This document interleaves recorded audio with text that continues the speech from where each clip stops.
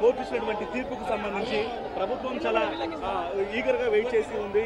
కానీ ఈ రకమైనటువంటి రిప్లై అనేది కోర్టు నుంచి వచ్చింది. మేము మొదటి నుంచి కూడా చెప్తా ఉన్నాము, ఇక్కడ supreme court judgement Krishnamurthy versus union of ఇండియాలో మొత్తం కూడా ట్రిపుల్ టెస్ట్ ని పాటించమని చెప్పారు. ఆ ట్రిపుల్ టెస్ట్ ప్రకారమే ముందుకు పొమ్మని చెప్పారు. ఈ రాష్ట్ర ప్రభుత్వం డెడికేటెడ్ కమిషన్ వేయకుండా రెగ్యులర్ కమిషన్ తోటే ఫస్ట్ తప్పు చేసింది ఏంటంటే రెగ్యులర్ కమిషన్ తోటే మేము ట్రిపుల్ టెస్ట్ ని చేస్తామని చెప్పారు. అప్పుడు ఇది చెల్లదు అని చెప్పేసి హైకోర్టులో పిటిషన్ ఆర్ కృష్ణయ్య గారు వేస్తే డెడికేటెడ్ కమిషన్ వేశారు.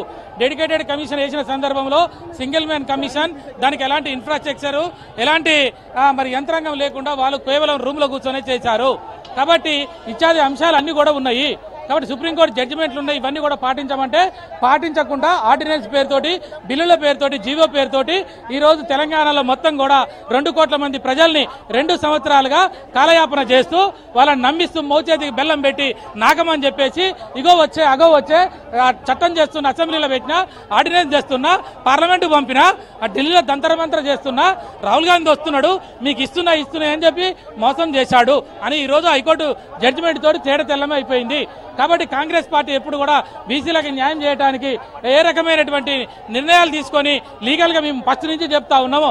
మొదటి నుంచి కూడా ఎవరు కమిషన్లో పనిచేశారో, ఎవరు సుప్రీంకోర్టు న్యాయవాదులో, ఏ రకమైనటువంటి తమిళనాడులో ఎట్లా సక్సెస్ అయింది దాన్ని మీరు అన్ని అధ్యయనం చేసి ముందుకు పోండి అని చెప్పి దఫాలుగా మేము మా పార్టీ తరఫున బీఆర్ఎస్ పార్టీ తరఫున కేసీఆర్ గారు, కేటీఆర్ గారు అనేక సందర్భాలలో మేము చెప్పడం జరిగింది. కానీ మేము కూడా చెప్పడం జరిగింది, ఎన్ని సందర్భాలు చెప్పినా కూడా ముందుకు రోజున అసెంబ్లీలో చట్టం చేసిన రోజున బీఆర్ఎస్ పార్టీ సరే వాళ్ళు చేస్తున్నారు చేయని దీనికి వెనకకు కూడా పోవద్దని చెప్పి మేము కూడా మద్దతు తెలియజేశాము. ఈ రోజు మేము సక్సెస్ కావాలనే కోరుకున్నాం.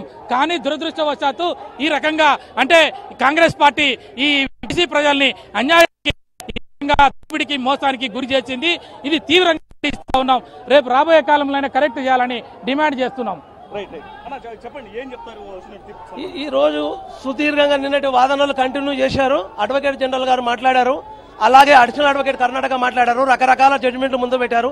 బీసీ పాపులేషన్ సెన్సెస్ ఏ విధంగా చెప్పారు, చట్టం ఎలా చేసామని చెప్పారు, గవర్నర్కి ఎలా పంపినని చెప్పారు, పంచాయతీ చట్టం ఎలా చెప్పారు, ఎన్నికల షెడ్యూల్ ఇచ్చినామని చెప్పారు. ఆల్రెడీ అన్ని విన్నారు, సుదీర్ఘ వాదనలు విన్నారు. ఎన్నో జడ్జిమెంట్లు ఇవాళ కాన్స్టిట్యూషన్ ఆఫ్ ఇండియాలో ఉన్నటువంటి కొన్ని ఆర్టికల్ సృష్టించడం జరిగింది. అన్ని చెప్పుకుంటూ చివరికి ఏం చెప్పారంటే 4 వారాల వరకు అన్ని ఇంప్లిమెంటేషన్స్ అన్ని వింటాం ఫైనల్ గా. అప్పటి వరకు అన్ని ఎన్నికల మీద అన్నిటి మీద స్టే విధిస్తున్నట్టుగా వాళ్ళు తెలియజేయడం జరిగింది. 2 వారాల లోపల అఫిడవిట్ దాఖలు చేయాలని చెప్పడం జరిగింది.